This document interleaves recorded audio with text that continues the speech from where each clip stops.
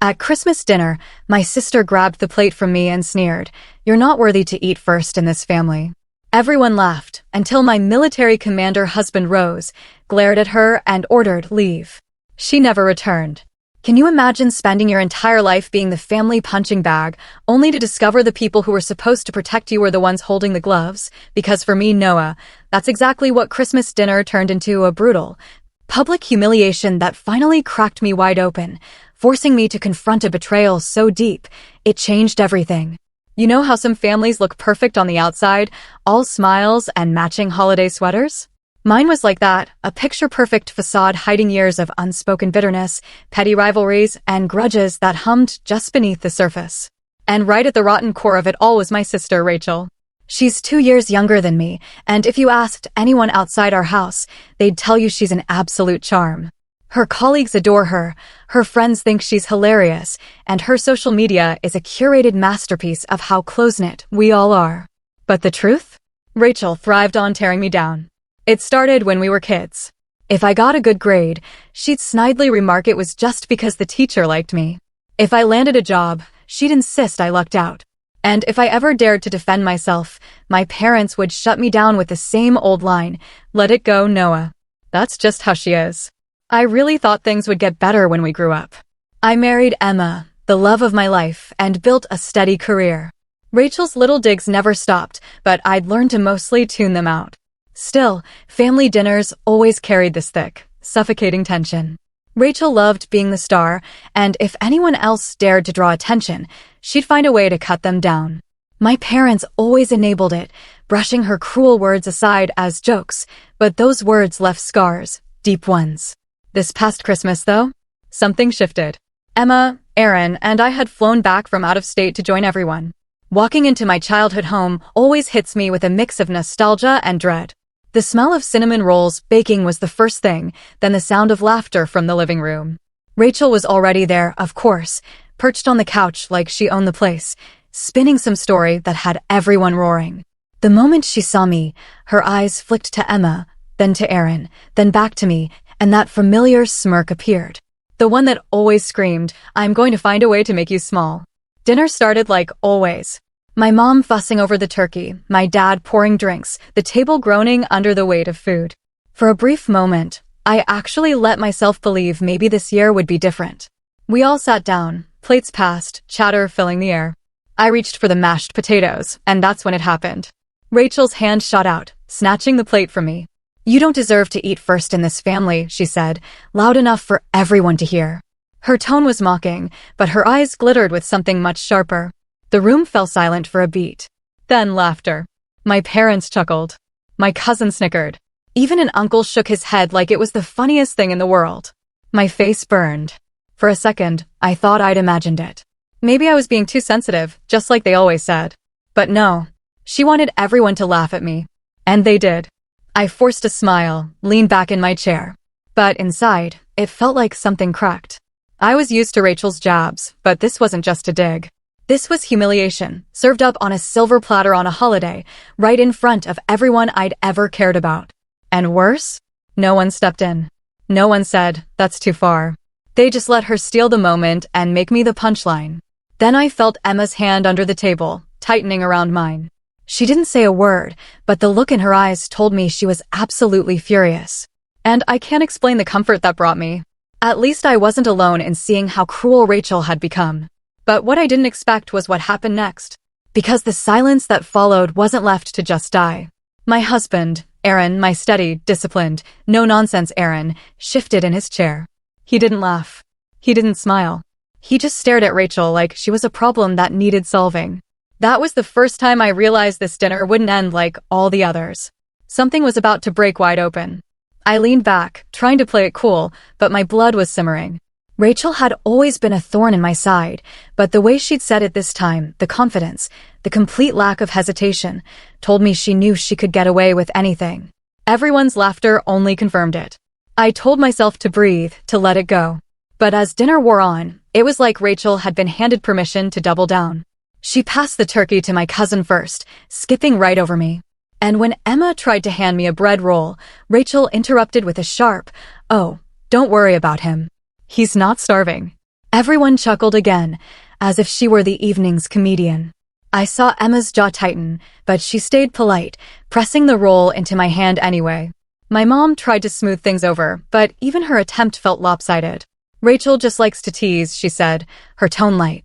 Noah's always been a little sensitive. That stung more than Rachel's words. Sensitive, that was the label I'd carried since I was a kid. Whenever Rachel went too far, it wasn't that I was sensitive. It was that she was cruel. But in our family, cruel was excusable and calling it out was the real sin. The rest of dinner followed the same infuriating rhythm. Every time I reached for something, Rachel made some snide comment. When I poured myself a drink, she said, "Careful. Don't spill. You know how clumsy you are." When I asked someone to pass the cranberry sauce, she muttered, "Why don't you just get up and grab it? You're not the guest of honor here." My cousins laughed. My parents smiled. And I sat there, swallowing down every bitter word that wanted to climb out of my throat. But the thing that really got me wasn't even the insults. It was the favoritism that played out like a well-worn script. My parents hung on Rachel's every word, nodding, laughing, asking her about her new job, her apartment, her friends. When I tried to join the conversation, my dad would cut me off or steer it right back to Rachel. At one point, I mentioned a project I was proud of at work, and Rachel immediately quipped, "That must have been a slow week if they let you lead it." The table roared. My dad, instead of defending me, added, "Well, Rachel's got the real leadership skills. She always has." I stared at him, waiting for some sign that he realized how unfair that was. Nothing. Just another sip of wine, another proud smile at Rachel. Emma shifted uncomfortably beside me, her hand still resting lightly on mine. I knew she wanted to say something, but she also knew how these dinners went. Outsiders weren't supposed to disrupt the family dynamic. That was my battle, and my family had made it clear for years. You either played along, or you became the enemy. What Rachel didn't realize, though, was that the tension in the room wasn't as one-sided as she thought. Aaron hadn't said a word since she grabbed that plate from me.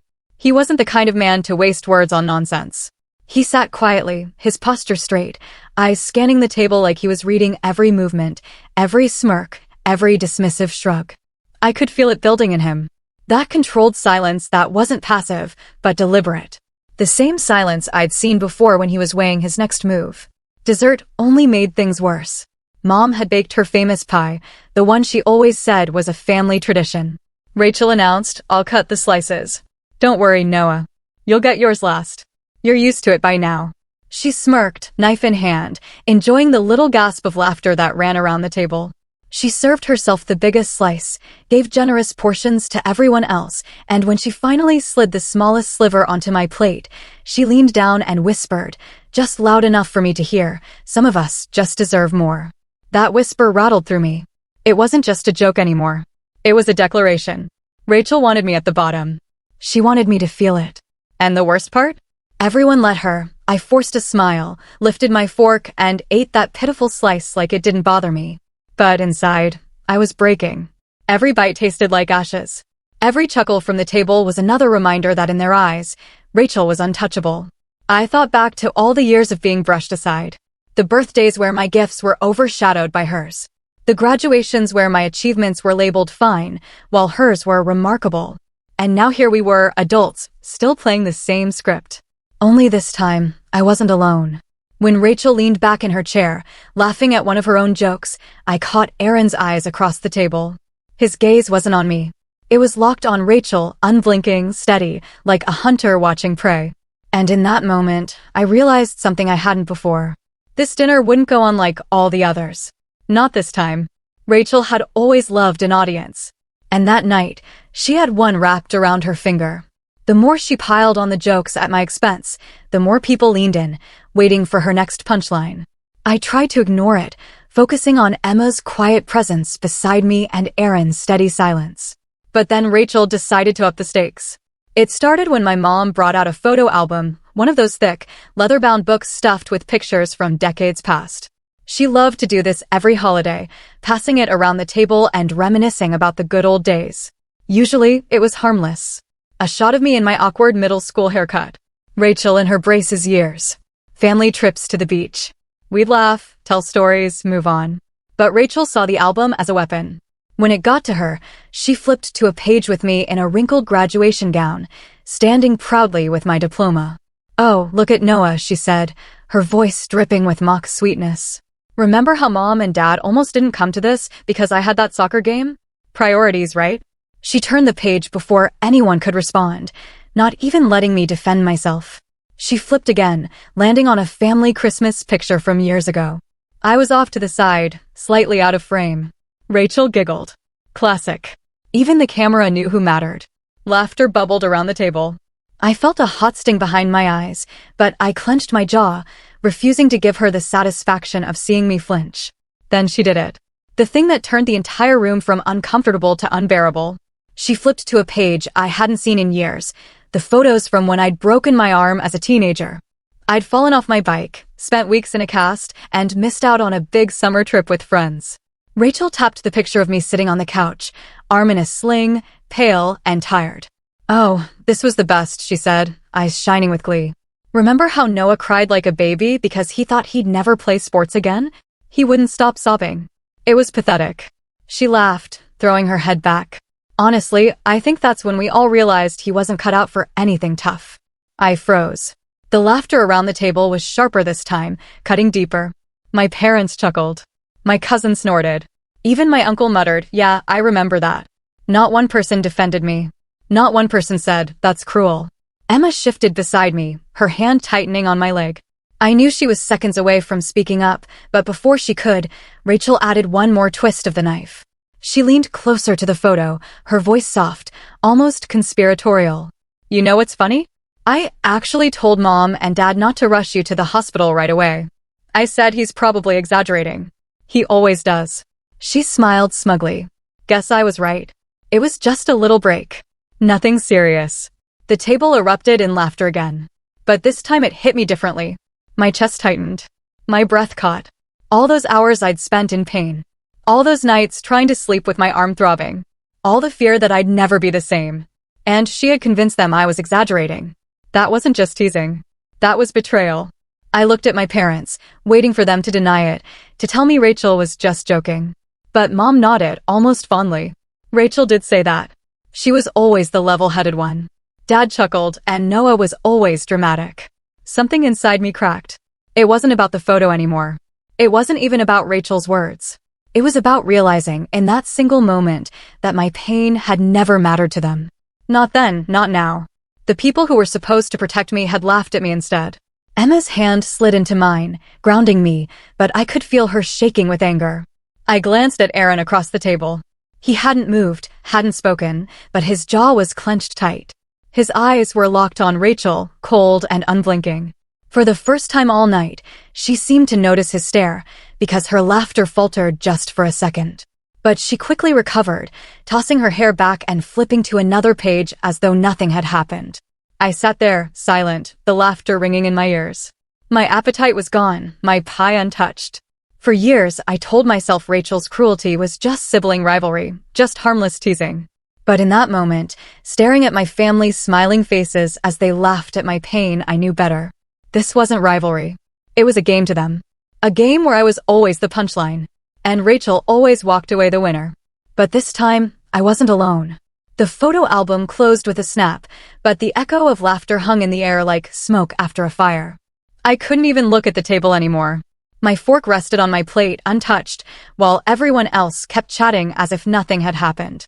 To them, Rachel's cruelty was just entertainment. To me, it was a reminder that no matter what I did, no matter how far I'd come, I'd always be the expendable one in their story. I sat there, staring at the pine garland running down the center of the table, listening to the clink of silverware and the hum of conversation. My chest felt heavy like someone had stacked weights on it. It wasn't the first time Rachel had gone too far. But something about this night made it unbearable. Maybe it was because Emma was watching it unfold. Maybe it was because Aaron, who commanded respect from soldiers every day, was seeing me treated like a joke by my own blood. Or maybe it was because I finally saw the truth I'd been avoiding. My family wasn't going to change. I excused myself quietly, slipping out of my chair and heading toward the bathroom. Nobody noticed. Nobody asked where I was going. They just kept eating, laughing, moving on without me as if I were background noise. I shut the bathroom door behind me, leaning against it for support. My reflection in the mirror startled me. My face was pale, my eyes red-rimmed, my shoulders hunched like I was carrying years of invisible baggage. I gripped the sink and whispered to myself, why am I even here? That question hung in the air like a challenge. Why was I here? To be humiliated? To let my sister strip me of dignity in front of everyone I grew up with? For years, I told myself it was my duty, that family was family, and I had to show up, no matter how badly it hurt. But standing in that bathroom, I realized I didn't owe them my presence if all they ever gave me in return was pain. A soft knock interrupted my thoughts. It was Emma. Noah, are you okay? Her voice cracked something in me, but I forced my tone steady. Yeah, just need a minute. There was a pause, then her quiet reply. Take all the time you need. I'm here. I closed my eyes, pressing my palms against the cool porcelain sink. Emma had never asked me to stop coming to these dinners. Even though I knew she hated them, she came for me. She endured Rachel's smug little comments and my parents' favoritism for me. And now she was standing outside that door, ready to back me no matter what. That's when the thought came. Small at first, but growing stronger the more I let it linger. Maybe I didn't have to play this game anymore. Maybe I didn't have to sit quietly while Rachel sharpened her claws on me year after year. Maybe walking away wasn't weakness. Maybe it was strength.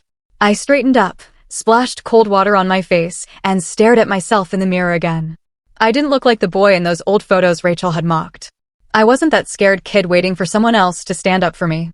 I was a grown man with a life, a career, a wife who loved me, and a husband whose very presence radiated authority. Why was I still seeking approval from people who had shown me time and time again that they'd never give it? When I returned to the table, the conversation had shifted. Rachel was bragging about her new promotion, everyone nodding and praising her. Nobody even acknowledged my absence. Emma gave me a soft smile when I sat back down, slipping her hand into mine under the table. That was all I needed to ground me. I didn't say a word for the rest of the meal. I let them talk over me, let Rachel bask in the spotlight, let my parents beam at her like she was the sun in their sky. Outwardly, I looked calm, but inside my thoughts were moving with precision. Years of being the quiet one had taught me something Rachel would never understand: patience. She craved instant gratification, immediate applause. Me? I could wait. I knew then that my silence wasn't surrender. It was strategy. Because every cruel word, every dismissive laugh, every instance of favoritism had stacked into a tower inside me. And towers, when they fall, don't come down gently. As the night dragged on, I forced myself to smile when spoken to pretend nothing was wrong. But in my head, I was cataloging everything. Every insult, every smirk, every time someone looked away instead of stepping in. My family thought they were winning. They didn't realize they were giving me exactly what I needed, the clarity to finally stop hoping things would change. When we got into the car later, Emma didn't press me with questions. She just squeezed my hand and said softly, "You don't have to keep putting yourself through this." For the first time, I believed her. The car ride home that night was quiet, but it wasn't the kind of silence that made me uneasy. It was steady, thoughtful, like the calm before a storm. Emma held my hand the whole way, her thumb brushing over my knuckles in a small, grounding rhythm. Aaron drove, his eyes fixed on the road, his jaw still set tight. He hadn't spoken much during dinner, but I knew from the way he looked at Rachel, that steady, cold stare, that he saw everything. And he wasn't the type to forget. When we got back to our house, I collapsed on the couch, exhausted from more than just the travel and the long evening. I felt wrung out, like my family had drained every ounce of dignity from me.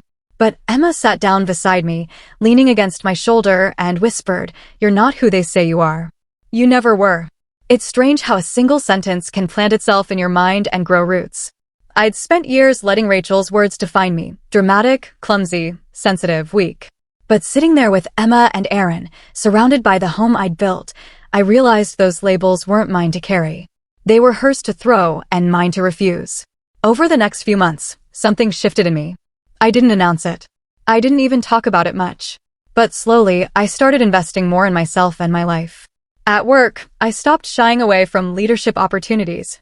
When my boss asked me to lead a new project, I said yes without hesitation. I worked hard, delivered results, and for the first time, people saw me not as someone filling space, but as someone worth following. Emma noticed first. "You walk differently now," she said one morning as I grabbed my bag for work. "Straighter, like you're not carrying their weight anymore." She was right. The more I poured myself into building the life I wanted, the less my family's voices echoed in my head. When Rachel made little digs during our rare phone calls, wow, must be nice to finally be doing something useful, they didn't sting anymore. They just sounded small. Aaron had his own way of reminding me who I really was. One Saturday morning, we were out for a run, and I lagged behind, grumbling about being out of shape. He slowed down, looked at me, and said, "Stop comparing yourself to them. You're running your own race." Coming from him, a man who had trained soldiers, who knew what endurance looked like, it stuck. With their support, I started to thrive, financially, emotionally, even physically. Emma and I bought a condo in a quiet neighborhood, a place that felt like ours, not just a space we existed in. We traveled together, explored new places, created memories that had nothing to do with the shadow of my family's expectations. The more success I found, the less power Rachel's words had. I got a raise, then another. People at work began to look up to me, and I discovered that leadership wasn't about being loud or cutting others down. It was about patience, empathy, and quiet strength. Qualities Rachel had mocked in me my whole life became the very reasons I excelled. But here's the part that really changed things. I stopped chasing their approval. I didn't call to update them on every milestone. I didn't seek validation from people who had never given it freely. I lived my life, built my world, and for the first time, I felt free. Of course, freedom comes with a cost. The less I played their game, the more Rachel tried to bait me. At one family gathering months later, when Emma and I showed up in our new car, Rachel smirked and said, "Wow, Noah must have finally begged his boss hard enough for a raise." The old me would have laughed nervously, tried to shrug it off. The new me? I just smiled and said, "Or maybe I earned it." Then I walked away. Her face froze for a second, just a flicker, but I caught it. She wasn't used to me standing tall. She wasn't used to me refusing to play the role of the family clown. And that flicker, that tiny crack in her armor, told me something important. She knew she was losing control. That realization lit a fire in me. For years, Rachel had fed off my reactions, my silence, my hurt, my attempts to defend myself. But now, I wasn't giving her any of that. And without it, she had nothing. It was liberating. The man who once stood in that bathroom, gripping the sink, wondering why he was even there, had been replaced by someone who knew exactly where he belonged, with the people who respected him, who valued him, who didn't measure his worth by how small he could be made. But if I thought Rachel would accept that shift quietly, I was wrong. People like her don't surrender power. They fight harder, dig deeper, push boundaries further. And soon enough, she crossed a line so bold, so unforgivable, it turned everything on its head. The shift in me didn't go unnoticed. Rachel could feel it, even if she'd never admit it. Every time we saw each other, her comments got sharper, more pointed, as if she were desperate to pull me back into the role I'd abandoned. But the more she pushed, the more I stayed steady. That balance unnerved her. She couldn't stand that I wasn't playing anymore. It all came to a head the following summer. Emma, Aaron, and I had invited my parents and Rachel over for a small barbecue at our condo. It wasn't something I particularly wanted, but Emma convinced me it was worth trying to host for once, to show them the life we'd built on our terms. I agreed, mostly because I wanted to see if being on my ground would make a difference. From the moment Rachel walked through the door, she made herself at home. She wandered the condo like she was appraising it, her eyes flicking to the furniture, the artwork, the little touches Emma and I had carefully chosen. "Nice place," she said finally, her tone polite, but her smirk betraying her. "Didn't think you'd ever manage something like this." I smiled evenly. Hard work pays off. Aaron, who had been manning the grill on the balcony, stepped inside just then. His presence filled the room instantly. Rachel froze for half a second before covering it with another smirk. She always acted tougher than she was, but Aaron had a way of cutting through facades without saying a word. He simply greeted everyone, then went back outside, calm and unbothered. The evening went as expected. Rachel dominated the conversation. My parents fawned over her, and I played host with Emma at my side. But then, as the night wound down, Rachel cornered me in the kitchen. She leaned against the counter, arms crossed. "So, Noah," she began, her tone casual. "You're doing pretty well for yourself these days. New place, new car. Good job. Must be nice." I knew that tone. It was the setup before the strike. "Yeah," I said carefully. "I've worked hard for it." She tilted her head, her smirk widening. "Which is why I think you should help me out. You know, since you've got all this success now." I raised an eyebrow. "Help you out?" She nodded. "I've been thinking about buying a house, but with interest rates and all, it's tough." You could co-sign for me. It wouldn't be a big deal. Just your name on some papers.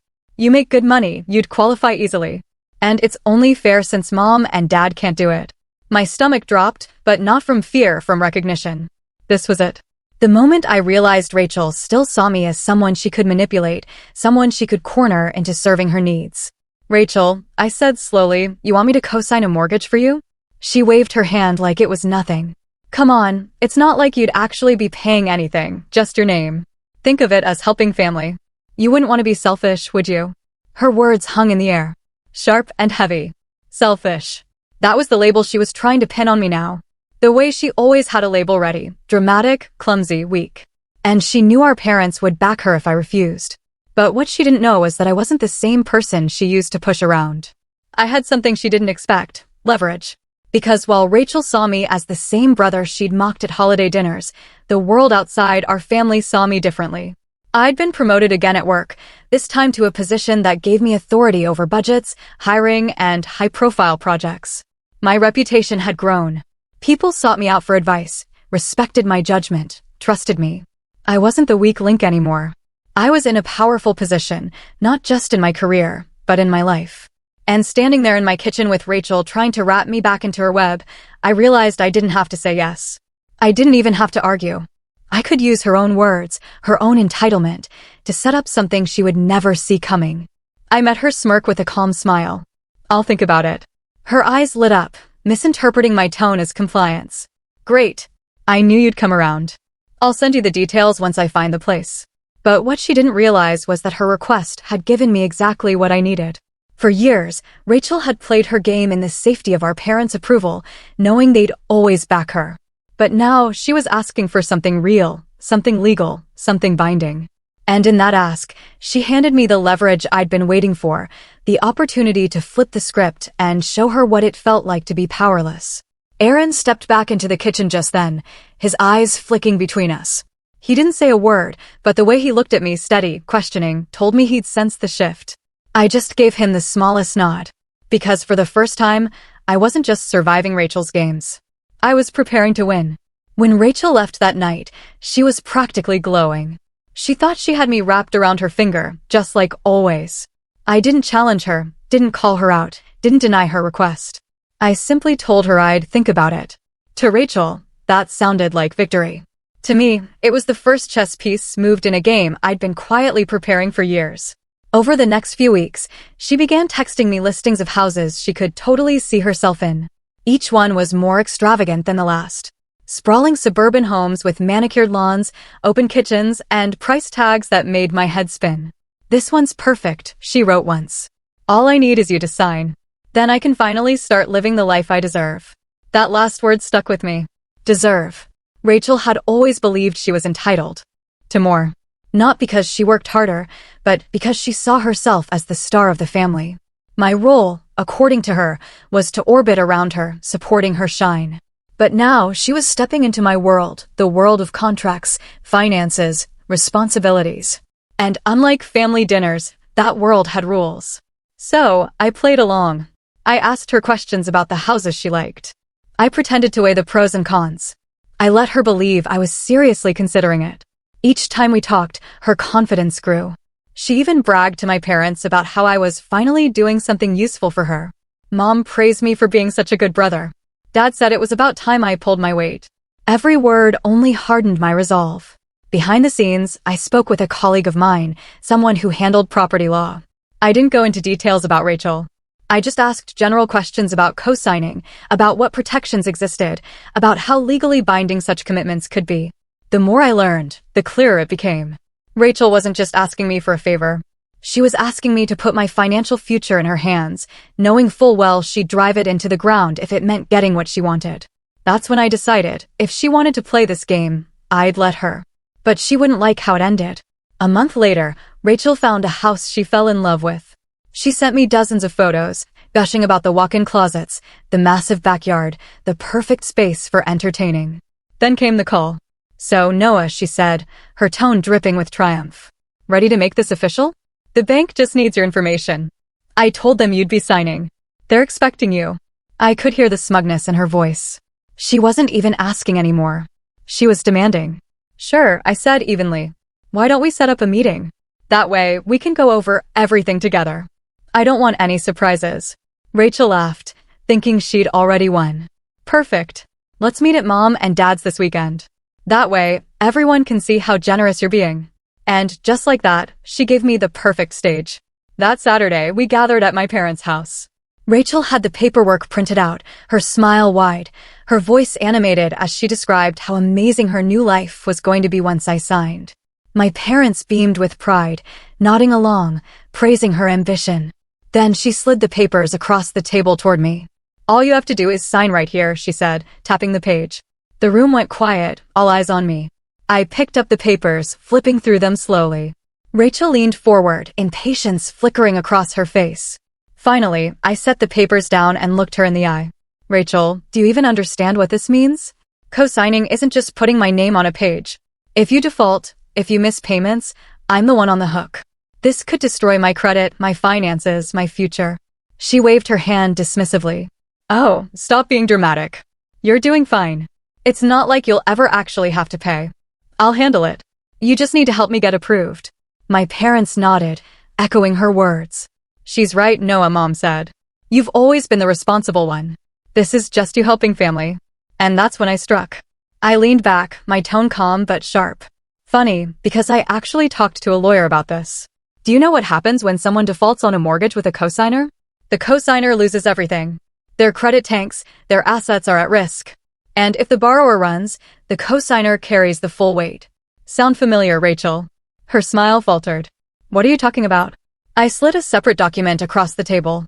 Not the mortgage papers, but a summary printout of everything I'd researched. Clear, simple terms outlining exactly what co-signing meant and what it would cost me if she failed. I tapped the page. This isn't just a signature.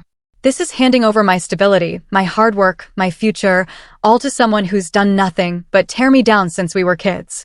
The room fell silent. My parents' smiles faded, confusion etched on their faces. Rachel's smirk evaporated, replaced by a tight, nervous twitch. Look, Noah, she stammered. You're blowing this out of proportion. It's just paperwork. No, I said firmly, my voice cutting through the room. It's my life, and I'm not putting it in your hands. Not now. Not ever. For the first time, Rachel didn't have a comeback. She sat frozen, her face flushed, her confidence slipping away. And then Aaron, who had been silent until that moment, leaned forward. His voice was low, steady, commanding. He said, no, that's the end of it. The weight of his words filled the room. Nobody laughed. Nobody smirked. For once, Rachel wasn't the center of power. I didn't sign the papers. And in that moment, I saw the fear in her eyes. Fear that her game was unraveling, that she no longer had control. Rachel's face went crimson, the smirk gone, her composure unraveling like thread pulled from a sweater. She pushed the papers back toward me, her voice rising. You can't do this to me, Noah. You promised. I never promised, I cut in, my tone calm, but final. I said I'd think about it, and I did. My answer is no. The silence in the room was sharp enough to cut glass. My parents shifted uncomfortably, glancing between us. Dad finally spoke, his voice tense. Noah, don't be selfish. Your sister's future depends on this. Family helps family. I looked directly at him. Years of swallowed pain crystallized into steel. Family doesn't exploit family. Family doesn't laugh at your pain, mock your achievements, or try to ruin your stability for their gain. I've spent my entire life being the punchline at this table. Not anymore. Rachel slammed her hand against the table, her voice shrill. You owe me. You've always had it easier. That was the moment Aaron stood. His chair scraped back slowly, deliberately, and the room froze. He didn't raise his voice. He didn't need to. His presence alone silenced her. He fixed Rachel with that steady, unblinking stare, the one I'd seen break down recruits in training. Noah owes you nothing. If you can't understand that, then you don't deserve to sit at this table. Rachel blinked rapidly, stunned. For the first time in her life, she had no witty retort, no mocking laugh. She opened her mouth, then closed it again, her bravado crumbling in front of everyone. Mom tried to recover, her voice wavering. Let's just calm down. We can talk this through. But I shook my head. There's nothing left to talk about. You've shown me over and over where I stand in this family, and now I'm showing you where I stand. I'm done being your scapegoat. I stood too, Emma rising with me, her hands slipping into mine. We're leaving, I said simply. Rachel tried one last attempt, her voice cracking. If you walk out, don't bother coming back. I paused at the doorway, turning just enough to meet her eyes. My voice was steady, firm, final. That's the first thing you've said tonight that makes sense. And then I walked out. The fallout was swift. Rachel lost the house she wanted. She couldn't get approved without a cosigner, and word spread among relatives about her meltdown. Her image, the one she'd polished for years, began to crack. Some cousins stopped siding with her, tired of the drama. My parents tried to guilt-trip me with phone calls, but I kept my boundaries firm. No meant no. And for the first time in my life, they were forced to accept it. Meanwhile, my life kept rising. Work flourished. Emma and I traveled. Aaron and I built a life defined not by their approval, but by our own happiness. The more distance I put between myself and Rachel's chaos, the clearer everything became. Months later, at another family gathering I chose not to attend, Rachel reportedly complained that things just aren't the same without Noah. The irony wasn't lost on me. For years, I'd been treated as expendable. But the moment I walked away, they felt the void. That Christmas, as Emma and I decorated our own tree in the quiet warmth of our home, she slipped her arms around me and whispered, "You finally took back your place." I smiled, the glow of the lights reflecting in her eyes. "No," I said. "I finally claimed it." And for the first time, I didn't feel like the outsider in my own story. I felt like the author. The last laugh wasn't Rachel's. It was mine. Silent, steady, and undeniable. What do you think? Have you ever had to draw a line in the sand with family, even when it felt impossible? Tell me what you would have done in my place. I really want to know.